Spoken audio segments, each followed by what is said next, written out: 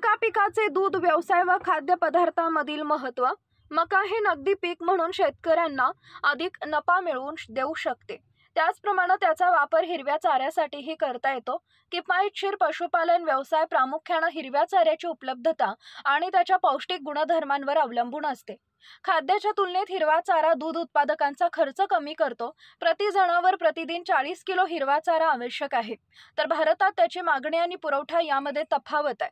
मका त्याची जलद वाढ, रुचकर यासाठी लोकप्रिय आहे. यासोबतच इतर शेंगायुक्त चारा पिकांच्या तुलनेत यामध्ये अधिक प्रथिने, खनिजे असतात. त्यात विरघळणारी साखर जास्त प्रमाणात आढळते. त्यामुळे चांगल्या प्रतीचे सायलेज बनवून ते दुभत्या जनावरांना जास्त काळ खाऊ घालता येते. यामुळे एकूण खर्च तर कमी होतो, शिवाय सूक्ष्म अन्नद्रव्यांची गरजही दूर होते आणि जनावरांची दूध उत्पादन क्षमता वाढते. या व्यतिरिक्त मक्याचं धान्य पशुधन कुक्कुटपालनासाठी वापरलं जाऊ शकतं.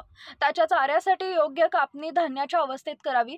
चाऱ्यात कोरड्या पदार्थाच्या आधारावर DM 20%, CP 11%, EE 2.5%, NDF 65%, ADF 45%, यासोबत CF 30%, ASH 10% आणि IVDMD 65% आणि 0.60% असं कॅल्शियम असते.